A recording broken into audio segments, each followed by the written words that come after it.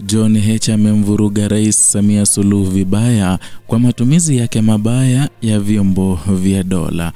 Ujambo na karibu.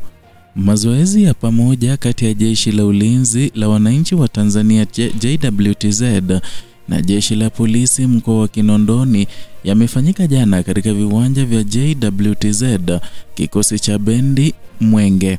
Lengo kuu la mazoezi hayo lilikuwa kuimarisha mshikamano, nidhamu, afya na utayari wa askari ili waweze kutekeleza majukumu yao kwa ufanisi wa juu katika kulinda wananchi na mali zao, haswa katika maandamano ambayo yamedhamiriwa kufanyika tarehe 29 mwezi wa 10 mwaka 2025.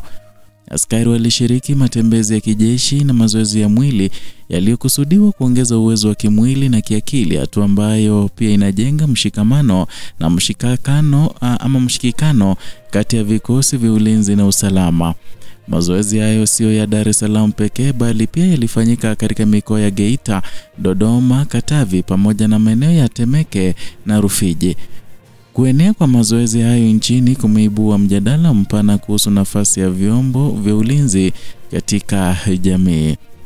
Na katika hatua ya kisiasa, mwenyekiti wa Chadema John Heche kupitia ukurasa wake wa mtandao wa X alitumia Oktoba 3 mwaka 2025 kusisitiza kuwa vyombo vya ulinzi na usalama vya Tanzania ni tofauti kabisa na vile vya kikoloni. Heche aliweka wazi kwamba taasisi hizo hazikuundwa kwa ajili ya kuwatisha wananchi bali kwa ajili ya kuwalinda na kuimarisha uhuru wa raia. Aliongeza kuwa wakati wa wakoloni vikosi vya usalama vilitumika kama silaha ya kuwatisha wananchi, lakini Tanzania ya sasa imejenga vyombo vyenye wajibu na vile havistahili kutumika kuzua hofu kwa wananchi. Heche alitumia fursa hiyo ya kumwonya Rais Samia Suluhu Hassan dhidi ya dhana ya kutumia vyombo vya usalama kama chombo cha vitisho kwa wananchi. Alisisitiza kuwa husi wakati wa ukoloni ambapo vikosi vya usalama vilitumika kueneza hofu, bali ni zama ambazo vyombo vya ulinzi na usalama vinapaswa kuimarisha mshikamano na kulinda haki za wananchi. Kauli hii imeelezwa na wachambuzi kama ujumbe wa moja kwa moja kwa serikali, ikizingatiwa mijadala ya hivi karibuni kuhusu namna vyombo vya usalama vinavyoshughulikia masuala ya kisiasa na kiraia. Mazoezi ya pamoja yalifanyika Dar es Salaam na mikoa mingine na yameonekana kama kielelezo cha dhamira ya vyombo vya ulinzi na usalama kuendeleza mshikamano wa kitaifa, kuongeza utayari wa askari na kujenga imani kati yao na wananchi. Hata hivyo, kauli za Heche zimeleta taswira ya pili na usisitiza kuwa vyombo hivyo havipaswi kupoteza mwelekeo wa msingi na kugeuka kuwa chanzo cha vitisho kwa raia. Kwa kiwango cha kitaifa, mazoezi haya yanaendelea kuwa sehemu ya mikakati ya kuhakikisha askari wanabaki imara, wenye afya njema na utayari wa hali ya juu.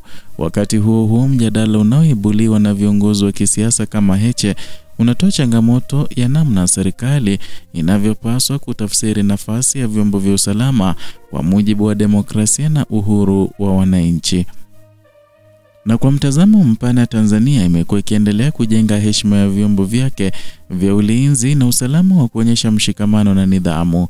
Lakini sauti zinazojitokeza kutoka upinzani zinaweka bayana kwa wananchi wanatarajia vikosi hivyo vibaki na wajibu wao wa msingi wa kulinda badala ya kutisha. Kwa habari na uchambuzi zaidi, endelea kufuatilia Kenyascope, subscribe, like na vilevile toa maoni yako hapo chini kuhusiana na swala zima la vikosi vya polisi kuungana kwa kufanya mazoezi ya pamoja.